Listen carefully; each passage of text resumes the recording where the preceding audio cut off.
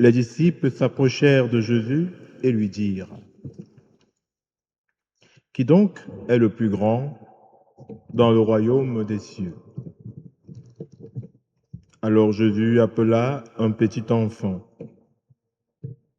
Il le plaça au milieu d'eux et il déclara: Amen, je vous le dis. Si vous ne changez pas pour devenir comme les enfants, vous n'entrerez pas dans le royaume des cieux. Mais celui qui se fera petit comme cet enfant, celui-là est le plus grand dans le royaume des cieux. Et celui qui accueille un enfant comme celui-ci en mon nom, il m'accueille moi. Gardez-vous de mépriser un seul de ces petits. Car, je vous le dis, leurs anges dans les cieux voient sans cesse la face de mon Père qui est aux cieux. Quel est votre avis? Si un homme possède 100 brebis et que l'une d'entre elles s'égare, ne va-t-il pas laisser les 99 autres dans la montagne pour partir à la recherche de la brebis égarée? Et s'il arrive à la retrouver, Amen, je vous le dis, il se réjouit pour elle plus que pour les 99 qui ne se sont pas égarés. Ainsi, votre Père qui est aux cieux ne veut pas qu'un seul de ces petits soit perdu. Acclamons la parole de Dieu. Louange à toi, Seigneur.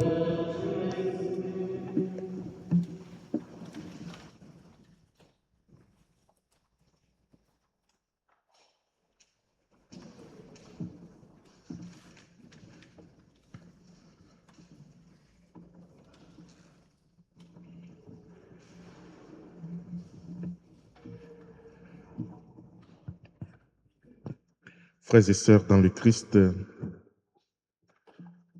je ne suis pas un sociologue et je suis très peu habile en observation, mais il me semble que s'il y a une partie de notre corps qui est le plus exposée au péché, ou par lequel le péché parle plus facilement, c'est bien sûr notre lèvre, notre bouche, parce que c'est par là que sort le mal que nous concevons.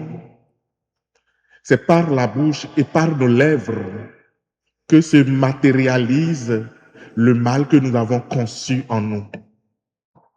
Et quand notre bouche n'est pas disciplinée, quand nos lèvres ne sont pas disciplinées, eh bien, elles peuvent embraser le monde.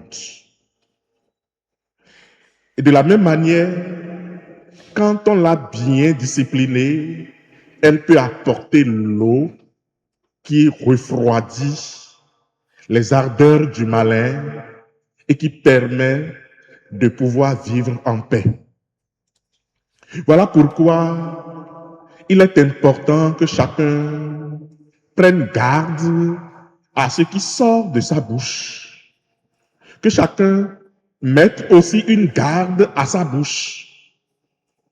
Je le dis en pensant à la première lecture de ce jour, parce que je me suis demandé pourquoi le Seigneur a demandé à Ézéchiel d'ouvrir la bouche et de manger ce qu'il lui donne.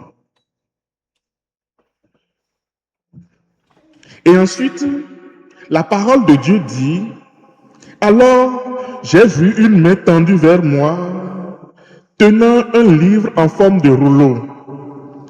Et quand il a mangé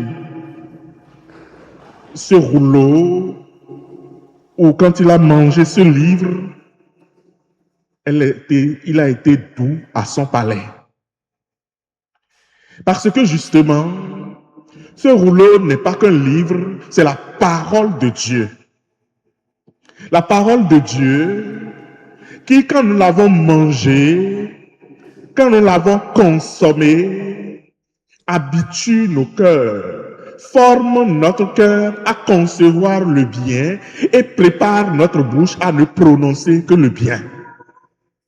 De telle sorte que on peut se demander s'il y a tant de mauvaises paroles dans le monde d'aujourd'hui, si nos bouches et nos lèvres embrasent si tant le monde de haine, de paroles méchantes, de jalousie, c'est peut-être parce que nos cœurs ne sont pas encore rassasiés de la parole de Dieu. Et il est important pour nous les chrétiens de travailler à connaître la parole de Dieu, à vivre de cette parole et à permettre à cette parole de rassasier nos cœurs afin que nos lèvres puissent en témoigner. Si le monde doit changer, s'il y aura plus de paix et de joie, de convivialité et d'amour au cœur du monde, je crois que cela dépend de nous, les chrétiens, de nous qui écoutons la parole de Dieu et qui permettons à cette parole de porter du fruit en nous.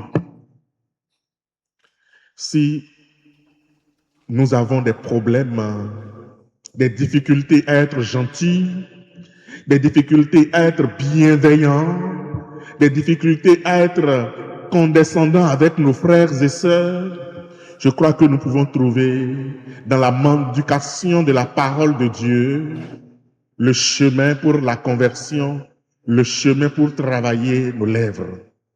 Oui, la parole de Dieu est à manger. La parole de Dieu est à manger afin qu'elle nous rassasie. La parole de Dieu est à manger afin qu'elle nous donne les forces nécessaires pour que ce qui sort de nos lèvres, ce qui déborde de nos bouches, révèle véritablement que nous sommes des fils du Père, nous qui avons été sauvés par quelqu'un. Et c'est quelqu'un, la parole de Dieu, le prologue de Saint Jean nous dit que c'est le Verbe qui est parole de Dieu. C'est donc dans notre manière de nous habituer et d'aimer vivre la parole de Dieu que nous pouvons en réalité dire qui nous sommes. Des chrétiens qui vivent en tenant compte de ce que Dieu leur demande de faire, en tenant compte de ce que Dieu dit à ses frères, à ses fils. Voilà, chers amis, ce que je peux vous proposer, ou je peux nous proposer en ce jour, où nous célébrons la mémoire de Sainte Claire, celle-là qui a tout abandonné pour épouser la pauvreté dans une maison délabrée. Mais comme la parole de Dieu féconde les efforts et la parole de Dieu nous ramène à l'essentiel, elle a compté pour rien tout autre avantage qu'elle pouvait avoir. Nous aussi, dans la mesure où nous serons accrochés à la parole de Dieu et que nous chercherons à ne vivre que de cette parole, même le choix de notre pauvreté sera toujours un choix idéal parce qu'il nous conduira toujours à Dieu. Puisque le chemin pour aller à Dieu, c'est la parole de Dieu qui est lampe sur notre route, qui est la lumière de notre chemin.